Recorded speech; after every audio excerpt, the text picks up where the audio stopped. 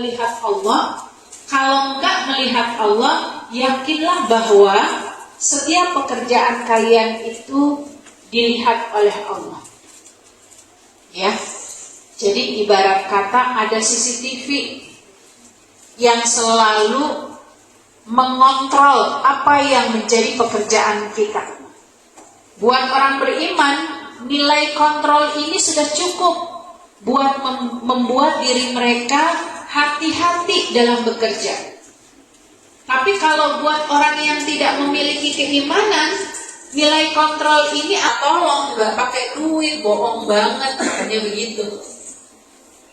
Ya, apalagi kalau ada orang yang ngelamar kerja, kan pernah nggak lihat video itu di masyarakat Iran sebenarnya, tapi di Indonesia ikut-ikutan.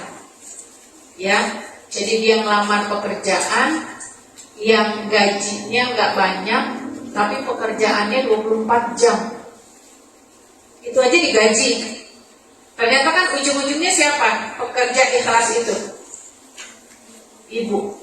Benar nggak? Kalau dari video itu. Jadi mau nggak mendapatkan gajinya? Ditanya, kamu mau gaji berapa? Dia menyebutkan sekian-sekian. Tapi kamu bekerjanya 24 jam. Nggak ada waktu libur. Kalaupun kamu sedang beristirahat dibutuhkan, kamu harus tetap bangun, gitu ya. Ternyata semua karyawan nggak ada yang mau. Ini perusahaan apa nih yang model begini? Ya, nggak memberikan kebaikan bagi karyawannya. Tapi ternyata HRD-nya menyebutkan, ternyata ada loh orang yang bahkan gak ada gajinya tapi siap bekerja 24 jam, yaitu digambarkan seorang ibu. Gitu.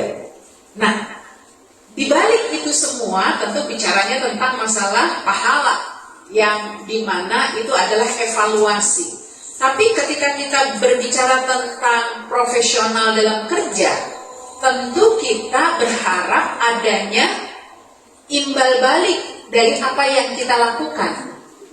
Karena perusahaan butuh SDM, maka kita mengajukan, pada saat itu kita akan dapetin gaji Anda sekian. Kan gitu ya. Maka ini bukan berarti kita nggak ikhlas minta gaji, tapi itu berbasiskan profesional. Ya, makanya banyak tuh di negara-negara lain yang nilai profesionalnya itu bukan hanya dalam bentuk gaji, tapi dalam bentuk dihormati ketika dia punya profesi. Kalau di Indonesia, orang punya pendidikan tinggi aja nggak dianggap. Banyak yang lulusan S1, S2 gitu ya, itu masih nganggur. Kenapa masih nganggur? Karena apa yang dia dapetin dari ilmu itu tidak sebanding dengan gaji yang akan dia dapetin. Maka di sini dibangunlah nilai profesional. Kalau kita ikuti training-training, semakin kita profesional, semakin kita fokus dengan pekerjaan kita, pasti orang-orang, lembaga, perusahaan akan mencari kita. Itu sebagai motivasi kita begitu. Tapi di balik itu semua, saat kita mendapatkan pekerjaan dari profesi yang kita lakukan, itu harus kita lakukan dengan apa? Keikhlasan. Contoh, para muslimah yang hadir di sini, otomatis sudah melakukan MOU, gitu ya? Pasti MOU kan? Kontrak, terus tanda tangan, mengikuti peraturan, gitu. Nilai-nilai peraturan ini bukan berarti untuk kita tinggalkan atau kita sepelekan atau kita berlebihan, karena ada hak dan kewajiban yang harus kita tunaikan. Nah, disitulah bentuk keikhlasan kita mengikuti aturan. Ya, bukan karena keikhlasan itu biarin aja deh, gitu ya. Karena toh kita kan kerja udah sesuai dengan tanda tangan yang kita buat, gitu. Tapi ternyata nggak sampai di situ. Dia harus membuat sebuah perjanjian pada dirinya dengan perjanjian yang sudah dia buat di dalam kontrak itu, menghadirkan keikhlasan. Saya mendapat gaji sekian-sekian, berarti saya harus profesionalkan pekerjaan saya. Gitu. Nah, di sini nanti kita akan lihat kredibilitas kerja-kerja kita. Ya, maka ihsan itu bagaimana kita berharapnya ya karena Allah, bukan karena gajian yang kita dapat. Kalau gajian yang kita dapat itu adalah hak kita. Kalau ada perusahaan tidak memberi gaji kita sesuai dengan MOU yang kita buat, boleh kita tuntut. Tapi perusahaan juga bisa menuntut kita. Ketika apa? Kita tidak menghadirkan profesional kerja. Karena memang harus timbal balik sesuai dengan apa yang sudah di MOU-kan. Ya, ini babnya adalah keikhlasan. Nanti akan kita masuk kepada bab yang lain. Karena yang namanya bab ikhlas itu bukan cuma nerimo, ya, bukan cuma nerima. Oh, saya cuma dapat gaji sekian. Tapi ketika kita udah tekan kontrak, berarti apa? Kita sudah mempersiapkan optimalisasi dalam bekerja kita.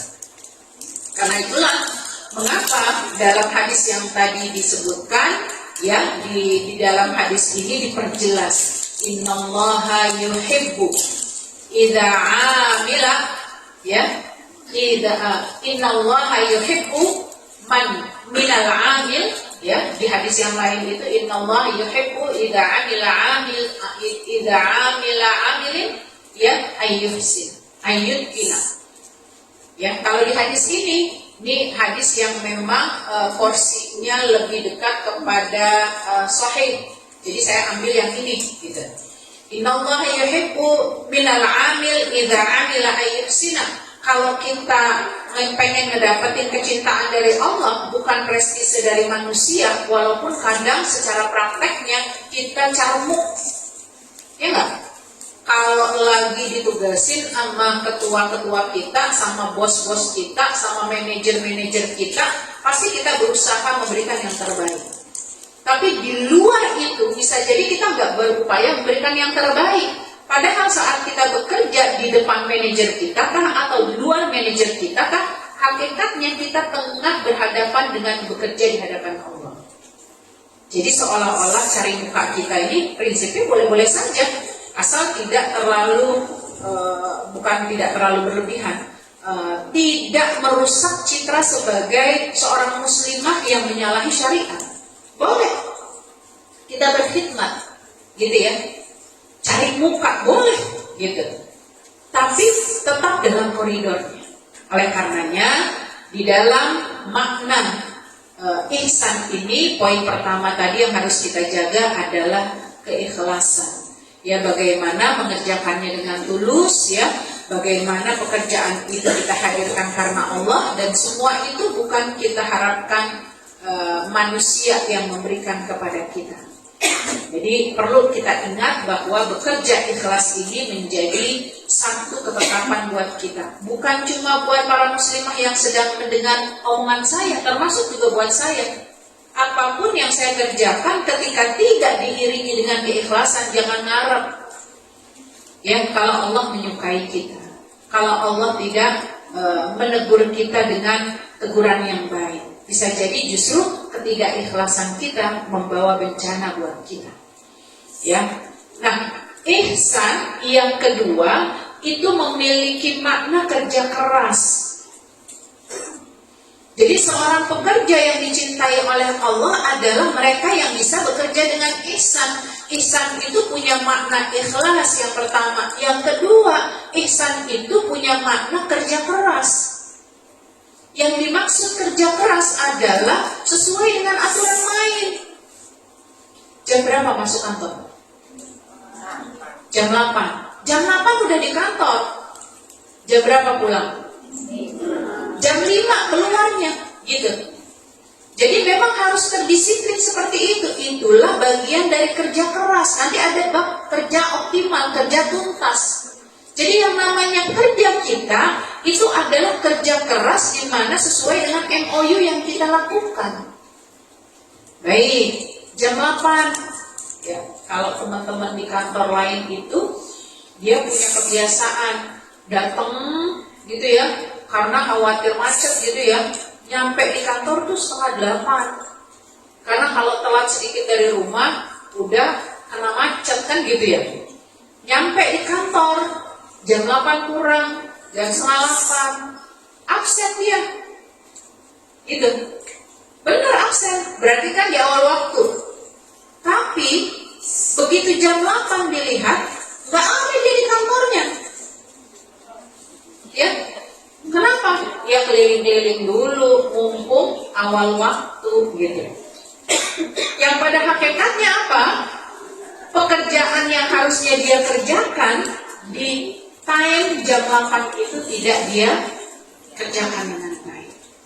Nah, begitu juga pulang, gitu ya. Jadi kadang-kadang teman-teman ini biasa di lapangan begitu menjelang habis asar gitu ya, jalan-jalan dulu kemana gitu ya, beli ke pasar dan lain sebagainya gitu ya. Tapi begitu mau jalan pulang baru nyampe kantor lagi absen lagi. Gitu. Nah ini profesional kerja yang sebetulnya tidak bertanggung jawab. Jadi pada prinsipnya perlu kita ingat nih, kalau kita anggap sekolah, kita mau kemana aja, itu kita perlu izin dengan wali kelas. Begitu juga walaupun kita sebagai pekerja, jika memang ada urusan yang perlu kita kerjakan, harus keluar kepada siapakah kita harus berkomunikasi minta izin, itu harus dilakukan. Jadi bukan meninggalkan pekerjaan gitu. Kenapa? Karena komitmen kita, MOU kita udah jelas. Ada batasan waktu yang harus kita lakukan, itu adalah kerja keras kita sehingga kamu layak dapat gaji segitu. Ya, di luar dari itu, mohon izin, jangan sampai kita memakan gaji buta. Dan gaji buta dalam tanda petik itu bisa masuk dalam kategori haram. Kita menganggap diri kita bekerja, tapi sesungguhnya tidak ada pekerjaan yang kita lakukan. Atau kita bekerja tidak sesuai dengan MOU yang sudah ditetapkan. Maka ini harus hati-hati. Prinsipnya seorang muslim itu harus betul-betul membuat apa? Dirinya menjadi seorang pekerja ikhlas, yang kedua pekerja keras. Kecuali apa? Kalau perusahaan itu meres tenaga kita berlebihan. Ya enggak? Ada enggak satu perusahaan yang misalnya kita bekerja sudah sesuai dengan MOU yang dilakukan, tapi mereka itu meminta kita melebihi dari apa yang kita harus kerjakan. Nah, jika ini terjadi, itu namanya sudah terjadi penzoliman. Pemimpin yang zolim itu akan mendapatkan ganjaran dosa yang lebih besar dibandingkan apa kita para pekerjanya. Tapi sebagai seorang karyawati, kita tetap komitmen. Kalau kita mau melanjutkan, berarti kita siap menanggung resiko itu. Kalau kita nggak komitmen, gitu ya, berarti kita bisa mengambil langkah bekerja di tempat lain sesuai dengan apa yang kita inginkan. Nah, konteksnya masyarakat Indonesia wabil khususnya sudah terbuai dengan kebiasaan santai. Ya, sudah terlihat kebiasaan santainya.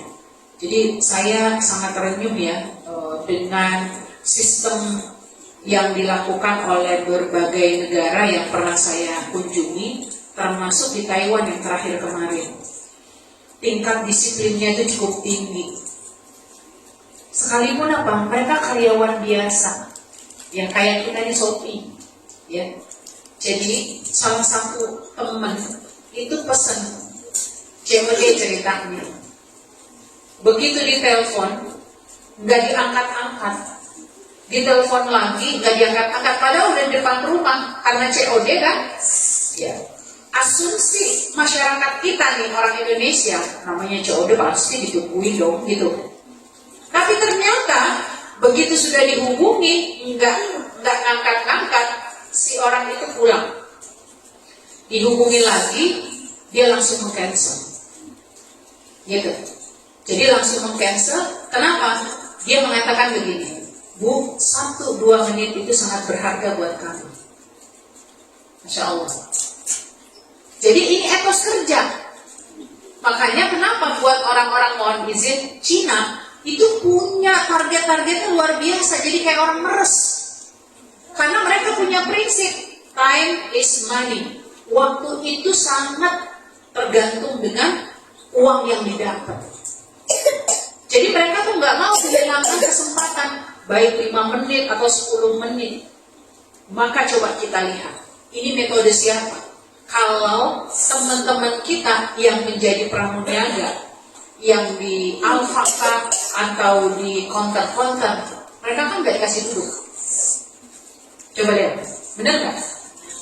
Ya, jadi pelayanan di kasir itu nggak ada duduk, karena buat mereka untuk duduk aja, berdiri itu butuh waktu 2-3 menit. Bayangin, kalau kita masih berpikir tentang apa? Urusan cowok kasihan, apalagi kalau dia lagi hamil, gitu ya. Kalau mereka nggak mikirin itu, kenapa? Karena yang difikirkan adalah uang. Maka di sini juga kita harus memperhatikan bagaimana kondisi karyawan perlu mendapatkan perhatian, tapi di satu sisi karyawan juga harus dapat perhatian, perusahaan juga harus dapat perhatian.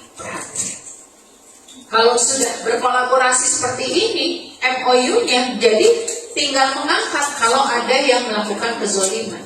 Karyawan melakukan hal tindak yang tidak baik dalam ketepatan waktu, dalam bermain di kantor misalnya gitu ya, di waktu-waktu sedang kerja gitu ya, itu kena delik dan dia nggak boleh protes, ya. Tapi juga perusahaan bisa kena delik ketika apa? Memperlakukan ya para pekerjanya itu di luar batas baik waktu maupun tenaga. Itu harus menjadi prinsip ihsan, bukan cuma kita sebagai karyawannya, tapi perusahaan juga harus ihsan. Makanya Rasulullah SAW menyebutkan, janganlah kalian menahan gaji dari karyawan-karyawan kalian sampai keringatnya kering. Ya, jadi nggak boleh kalau memang tepat waktu gajian, tepat waktu udah. Gimana caranya perusahaan harus memberi haknya kan karyawan, karena kewajiban dari perusahaan. Begitu juga kita sebagai karyawan, kita pengen dapat gaji itu, maka profesionalkan pekerjaan kita sehingga gaji itu akan sesuai dengan profesional kita, baik dari pekerjaan di waktu-waktu yang sudah ditetapkan ataupun apa upaya-upaya kita sesuai dengan kinerja yang harus dan dituntut oleh perusahaan kepada kita. Ini artinya kerja keras. Saya enggak terbiasa nonton macam-macam, tapi karena HP saya rusak, anak saya memasukkan saya jadi bisa lihat TikTok. Dulu HP saya jadul gitu ya. Memang sengaja saya nggak punya Instagram, saya nggak punya Facebook, walaupun dibuatin sama anak saya nggak mau buka-buka. Kenapa? Waktu saya udah habis untuk melihat WA aja. Kalau pagi-pagi bangun tidur itu sudah Masya Allah tabarakallah udah 1000 yang muncul. Ngebacanya udah ogah saya. Apalagi kalau saya diminta buat buka IG-nya, buka Facebook-nya, ogah. Ya. Nah ternyata karena HP saya rusak dimasukin TikTok. Saya penasaran juga, walaupun saya ketika IG, Facebook pernah buka gitu ya, tapi saya udah enggak deh gitu ya. Begitu buka TikTok itu macam-macam. Ya makanya orang viral itu kan banyak ya. Jadi karena apa namanya followersnya banyak gitu.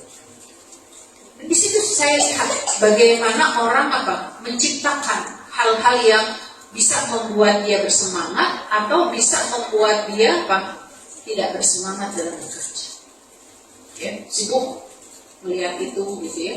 Padahal ketika dia membuka layanan-layanan itu, aplikasi-aplikasi itu, paling nggak 10 menit, setengah jam itu udah habis untuk menghindari pekerjaan yang harusnya dia bisa tuntaskan. Alasannya apa? Aduh banyak banget kerjaan, tapi ketika dia buka macam-macam tadi bisa selesai harusnya karena dia bukanya bisa sampai setengah jam. Gitu. Jadi kadang-kadang HP ini bisa membawa manfaat, bisa membawa mudarat kalau kita nggak profesional. Ya. Maka kerja keras di dalam ayat 69 surat Al-Ankabut ya, yang dimaksud dengan kerja keras ini sudah jelas. Ya, apa yang disebut? Ya, ini mohon izin salah ayatnya ya. Ini surat Kahfi ayat 110. Yang benar surat Al-Ankabut. Suratnya benar, ya, ayatnya benar, tapi yang ditulisnya salah. Walladzina jahadu fina lanahdiyannahum subulana. Apa kata Allah?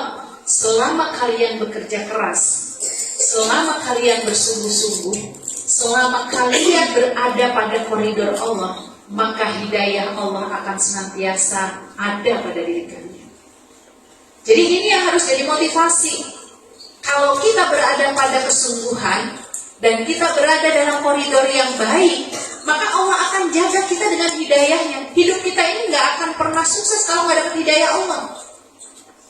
Tapi Allah janjikan di dalam surat Al-Ankabut ayat 69, walladzina jahadu fina lanahdiyannahum subulana. Yuk, kita kerja keras dalam kerangka apa? Tadi, innallaha yuhibbu, supaya Allah mencintai kita, bukan cuma manajer kita, bukan cuma atasan kita, bukan cuma perusahaan kita. Karena yang kita pekerjakan di dalam diri kita ini semata untuk mendapatkan kecintaan Allah. Maka kita bekerja keras. Sampai pada tingkat kerja keras itu manjada wajadah. Allah pasti kasih apa yang menjadi kesungguhan kita itu. Dengan apa? Allah kasih hidayah. Terus hidup itu tanpa hidayah ibarat kata apa? Orang buta tanpa ada tongkat, tanpa ada apa ya? Selain tongkat itu kan bisa arah gitu ya, seperti itu. Nah, kemudian para muslimah yang dirahmati Allah, yang ketiga yang dimaksud kerja ihsan itu adalah kerja cerdas. Ada pepatah menyebutkan sekali dayung, 2-3 pulau terlampaui. Sebagai seorang muslimah kita harus cerdas melihat ini. Kenapa? Karena kalau satu-satu kita kerjain memang jadi lambat. Kayak kita sebagai ibu rumah tangga ngerjain masing-masing pekerjaan, masak sendiri, nyuci sendiri, nyetrika sendiri, nyapu sendiri, itu akan habis waktu kita. Tapi sekarang sudah ada mesin cuci kan gitu. Pakaian kotor kita masukin mesin cuci, ketika mesin menggiling kita ngerjain pekerjaan yang lain kan gitu. Mau masak kah, mau nyapu kah, begitu. Nah, kita juga harus profesional sedemikian rupa. Ya, supaya apa? Saat kita bekerja, itu betul-betul tingkat kecerdasan kita apa? Terasah. Oh, ini kayaknya bisa nih. Walaupun sambil ngetik gitu ya. Buka link begitu ya. Kita hubungi dan lain sebagainya, itu bisa kita kerjakan. Menghubungi siapa, kemudian kinerja apa gitu. Apabila itu sudah bisa kita lewati, maka sesungguhnya waktu akan lebih efisien. Saya selalu mengatakan pada diri saya, kalau bisa hari ini kita kerjakan tuntas, ngapain nunggu besok? Karena kita nggak tahu lagi besok itu mau ada apa yang Allah rencanakan buat kita. Saya berencana sama teman waktu itu mau ketemuan, ya ternyata pas jam 3 pagi dia ngasih kabar bahwa bapaknya meninggal. Kan jadi apa? Terhalang silaturahim kita kepadanya. Ya, silaturahim yang tadinya kita akan keluar bareng gitu. Tapi nggak jadi. Kenapa? Karena ada sesuatu yang terhalang, meninggalnya orang tua teman. Artinya sesuatu yang akan datang kita nggak pernah tahu.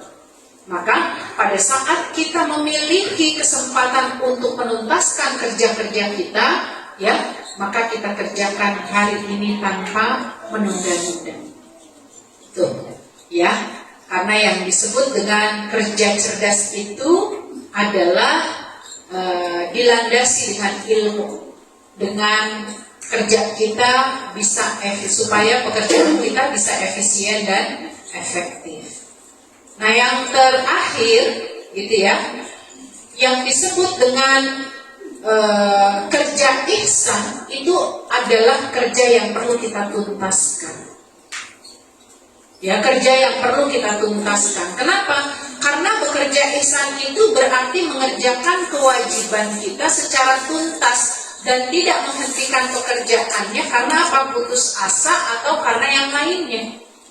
Jadi para muslimah memang ini gak gampang ya, gak gampang. Kadang kita berani mengambil risiko seperti tadi saya sampaikan. Akhirnya teman-teman, termasuk saya mengisi di salah satu, beberapa kantor di BUMN, itu banyak teman-teman yang dapat teguran seperti yang tadi saya ceritakan gitu.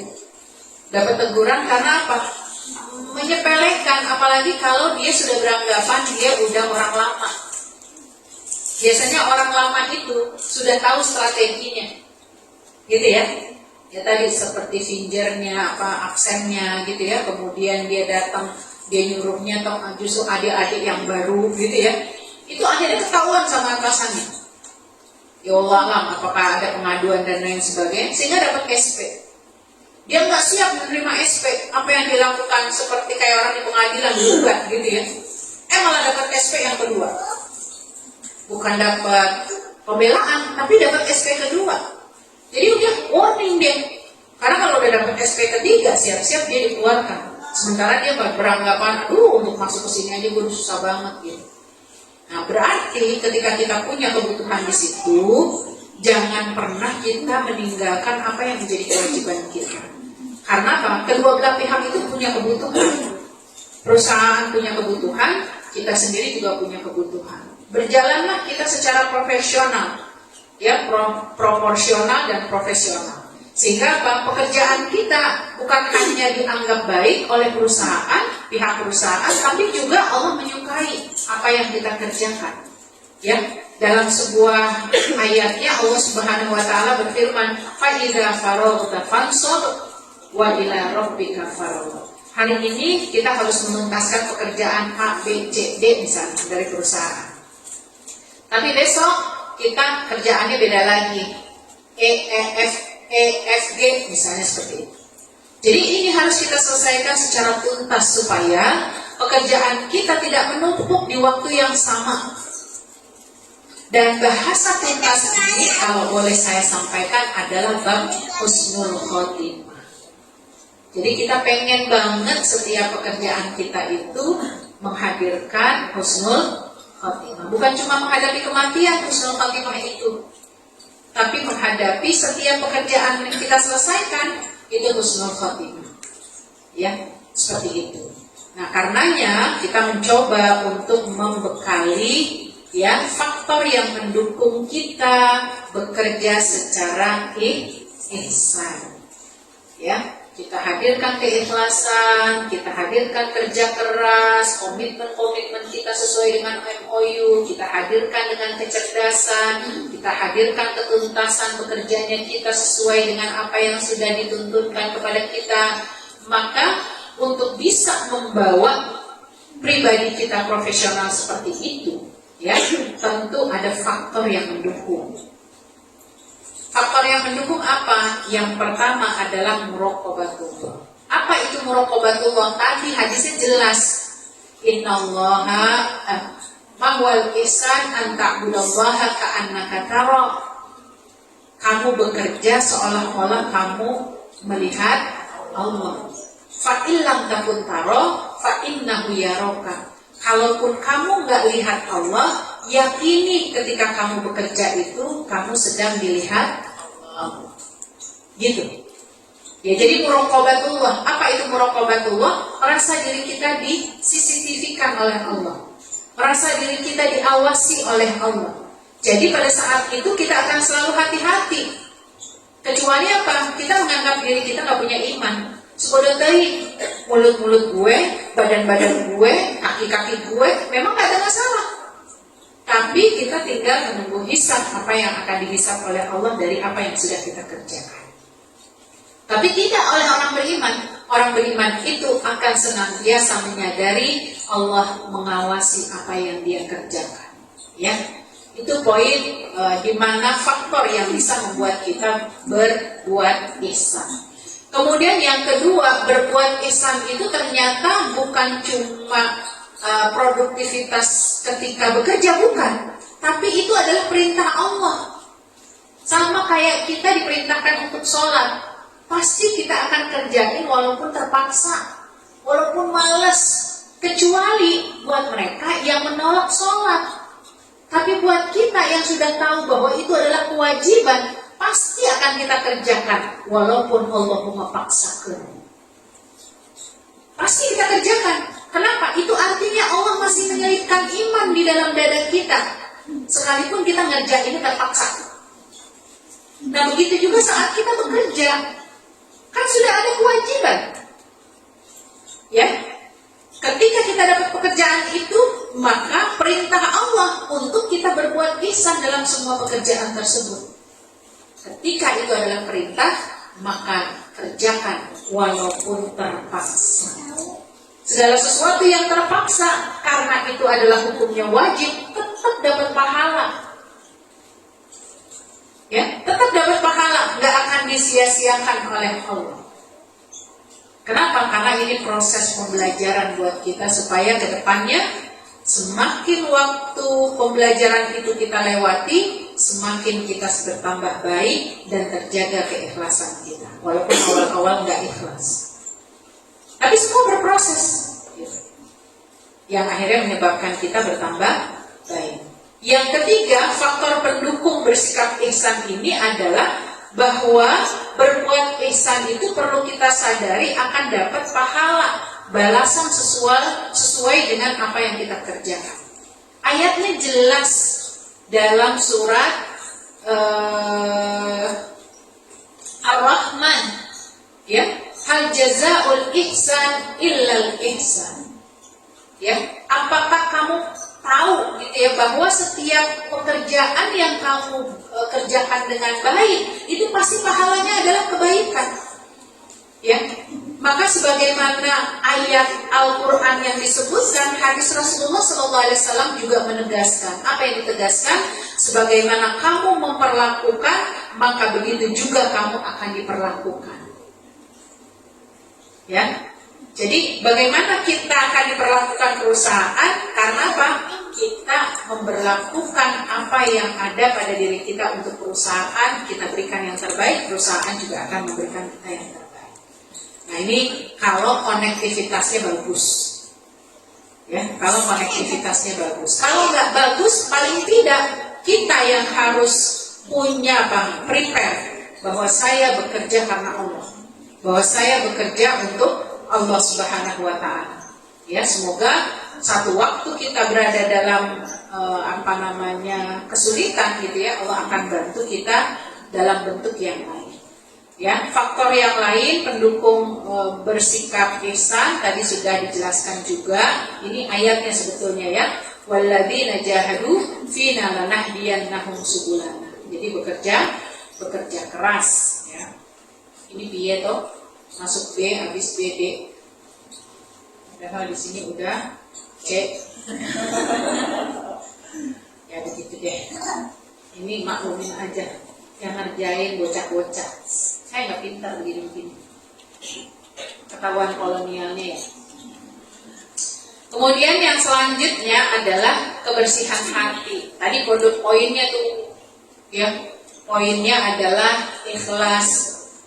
Ya, ihsan itu salah satu maknanya adalah ikhlas. Berarti faktor pendukung kita bisa bekerja ihsan, yuk bersihkan hati kita. Saya sedang belajar dan mudah-mudahan belajarnya saya juga bisa diikuti oleh teman-teman kalau memang itu dianggap baik. Apa yang saya pelajari? Membuka seluas-luasnya dada ini sehingga tidak terkesan sempit. Kenapa? Karena kalau dada kita luaskan, salamatus sodar, berlapang-lapang dada, saat masalah sebesar apapun itu tidak akan terlihat besar. Kenapa? Karena kita sudah mengupayakan membesarkan apa yang ada di dalam dada kita. Tapi kalau dada kita ini sempit, hati kita sempit, masalah sekecil apapun bisa menjadi besar. Karena hati kita udah sempit. Nah, karena itulah yang kita jaga adalah kebersihan hati. Dalam bekerja itu pasti ada gesekan-gesekan. Gak mungkin di antara teman-teman semua ini gak ada yang tersakiti hatinya. Pasti ada, baik sesama teman-teman sendiri ataupun kepada perusahaan, begitu ya, ataupun kepada orang-orang pimpinan-pimpinan di atas, itu pasti ada gesekan. Ditegur dikit, ada perasaan gak nyaman, ya. Tapi kalau kita berupaya untuk membuka dada kita ini selebar-lebarnya, mudah-mudahan kebersihan hati kita ini akan membawa kebaikan selanjutnya. Ya. Kemudian faktor yang mendukung selanjutnya adalah ilmu dan penerapannya. Apalagi buat teman-teman para muslimah yang kerja di sini misalnya udah lama, berarti apa? Udah tahu nih, ya, kebiasaan perusahaan ini seperti apa. Maka gak ada salahnya ketika ilmu yang kita dapetin, pengalaman yang kita punyai, misalnya datang orang-orang baru, karyawan baru, kita apa? Memberikan supporting, memberikan motivasi, memberikan energi positif kepada yang baru-baru, gitu. Justru apa? Kita bisa memberikan keteladanan, bisa memberikan motivasi. Ya, saya yakin ini kajian seperti ini pasti karena diwajibkan. Kalau nggak diwajibin, pasti benernya pada keluar. Karena dimanapun saya mengajar setiap Jumat. Jadi setiap Jumat ini saya dari kantor ke kantor. Boleh dikatakan cuma 2 perusahaan yang saya hadapi yang paling banyak. Satu di sini, yang kedua di Mandiri. Kenapa? Karena ada kewajiban dari kepala-kepala. Kamu ikut. Berarti kan punya power. Tapi ketika perusahaan lain nggak memberikan daya dukung, jadi kalau yang ikut kajian itu, alhamdulillah cuma 5, 6, 7. Kenapa? Karena mereka pasti akan memilih sesuatu yang gue sukain. Padahal perusahaan mengumpulkan seperti ini supaya apa? Punya kinerja yang sama, punya pemikiran yang sama, punya karyawan yang sama. Ya, dalam tanda petik bukan rupanya, pasti kita beda-beda. Tapi memulai dengan baca Quran bareng-bareng itu pasti kan dimotivasi bahwa setiap para muslimah itu ikut tahsin. Karena saya pernah membahas kita tentang Al-Quran waktu itu. Ngobrol-ngobrol ternyata ada waktu untuk belajar tahsin. Itu luar biasa. Membawa kita kepada satu kebaikan. Dan itu menjadi apa? Ganjaran tersendiri buat perusahaan. Buat kita, ya kalaupun kita nggak mau ngambil lagi di sini misalnya kerja, kita ke tempat yang lain, pasti satu waktu kita akan merasain kering. Kenapa? Kita udah dibawa pada suasana kebaikan. Ya Allah, tentram. Lagi mau kajian, baca Quran dulu sama-sama. Walaupun awal-awal bisa jadi ada yang nggak bisa baca Quran, atau baca Qurannya masih tersendat-sendat, tapi karena difasilitasi, Masya Allah, tabarakallah. Nah, inilah fungsi dari seorang pemimpin. Jadi ilmu itu fungsinya untuk diterapkan, bukan cuma diambil. Itulah faktor yang nantinya akan membuat kita bekerja ihsan. Kemudian apa? Lingkungan, ya, lingkungan dan partisipasi, ya, ini udah pasti, ya. Karena lingkungan dan partisipasi ini sangat memberikan efek, ya, sangat memberikan efek, ya. Teman-teman pasti karena memang ada kewajiban untuk datang kajian, ya, saling ngingetin, kajian, gitu, ya. Dan itu luar biasa ketika difasilitasi. Ada beberapa tempat yang saya hadiri itu nggak difasilitasi, sehingga kebingungan nyari tempatnya di mana, ya. Jadi saya juga jadi dioper-oper, Ustazah, nanti tunggu di lobi ya, karena tempatnya belum dapat gitu ya. Kayak gitu. Ketika sudah difasilitasi, kita bersyukur gitu ya. bahwa kita diberikan kemudahan oleh Allah menuntut ilmu di waktu yang kita sendiri nggak punya waktu lain ketika sudah sampai di rumah. Insya Allah. Nah, yang terpenting adalah ihsan ini akan memberikan dampak positif buat kita. Hasilnya apa saat kita berbuat ihsan? Ya, yang pertama adalah meraih kecintaan Allah sesuai dengan hadisnya tadi. Innallaha yuhibbu. Sesungguhnya Allah mencintai. Jadi orang yang memang bekerja dengan ikhlas, bekerja keras, bekerja cerdas, bekerja tuntas, itu insya Allah selama dia menjadi seorang muslim, dia akan mendapatkan kecintaan dari Allah Subhanahu wa Ta'ala jika itu dilakukan, walaupun step by step. Yang kedua, dia akan raih pahala yang besar di sisi Allah. Kenapa? Karena kalau seorang hamba sudah dicintai oleh Allah, maka mudah bagi Allah untuk memberikan apa yang dia inginkan kepada seorang hamba. Ya, kalau kita pengen apa yang kita inginkan, itu akan mudah diberikan oleh Allah. Ya, seperti itu. Maka di sini sesungguhnya demikianlah kami memberikan balasan kepada orang-orang yang berbuat baik. Inna kadzalika najzil muhsinin. Allah pasti akan memberikan balasan kepada orang-orang yang berbuat dalam ihsan. Kemudian menyertakan Allah tadi, muraqabatullah, menyertakan Allah dalam setiap aspek pekerjaan kita. Ya, bekerja ketika di depan komputer, bekerja ketika di lapangan, bekerja ketika di koridor manapun, begitu ya, sampai batasan kita di rumah dan lain sebagainya. Itu pasti akan ada penglihatan Allah kepada kita. Ya, jangan sampai kita melupakan ini. Kemudian yang selanjutnya adalah ketentraman batin. Nggak akan berasa rusuh kita.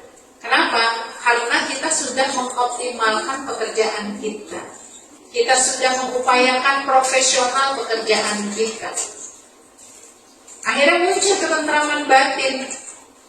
Ya, contoh, ketika orang-orang mungkin membuat laporan ini kan tahun terakhir ya, di 2024. Biasanya kalau di akhir tahun ada tutup buku, laporan-laporan.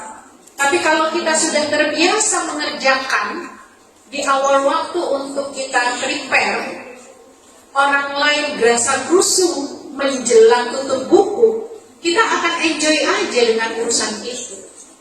Kenapa? Karena kita sudah menyiapkan segala sesuatunya sesuai dengan prosedural yang kita kerjakan. Gitu. Maka itu kita mencoba untuk melakukan pekerjaan kita dengan ihsan supaya apa? Kita dapetin pekerjaan yang kita kerjakan itu bukan membuat kita semakin jauh dari Allah, tapi justru membuat kita semakin tenang. Kesuksesan yang berkesinambungan, ya, itu faktor yang bisa menyebabkan orang ketika berbuat ihsan, hasilnya dia akan sukses berkesinambungan. Terus dia dapetin, ya, keberkahan-keberkahan dia dapetin, dan inilah kerja secara ihsan, ya, manjada wajada. Nah, itu yang bisa saya sampaikan. Mudah-mudahan materi kita hari ini menjadi spirit buat kita di tahun yang akan datang, menjadi lebih baik dan menjadi lebih sportif dengan apa yang menjadi tanggung jawab kita. Hati-hati dengan segala hal yang dicolek sana colek sini dalam bentuk yang nggak baik. Komitmen kita yang paling menguntungkan diri kita untuk mendapatkan kebaikan di hadapan Allah dan di hadapan perusahaan, insya Allah. Maka berbaik-baiklah kita, berbuat ihsanlah kita di dalam setiap amalan-amalan kita, wabil khusus kepada para teman-teman yang bekerja di perusahaan. Wallahu a'lam. Kalau memang masih ada waktunya, silakan tanya jawab. Kalau tidak ada, kita tutup. Baik, terima kasih Ustazah atas waktunya hari ini, luar biasa sekali ya. Masya Allah, kita diingatkan tentang kinerja ya, tentang kerja-kerja kita, dan yang harus kita ingat bahwa setiap waktu, setiap saat, setiap pekerjaan yang kita lakukan, Allah bersama dengan kita ya, berapa Allah gitu, sehingga itu menjadi pengingat gitu ya, beserta dengan tadi ya ada step-step yang memang harus kita lakukan. Ya, Masya Allah. Ya, supaya kita menjadi seseorang yang lebih profesional. Dan pas sekali ini adalah bulan terakhir di tahun 2024 ya. Jadi kita mau saja nanti di 2025 saja. Tahun depan. Ya, kita ketemu tahun depan. Tapi maksudnya saya masih ngajar nih. Apa gimana? Insya Allah ya. Kalau kakak ini. Apa sih? Ada manajer SDM Ibu Inong di itu sana. Ah, Masya Allah. Tabarakallah. Kalian memperkenalkan. Biasanya saya nggak lihat jadi.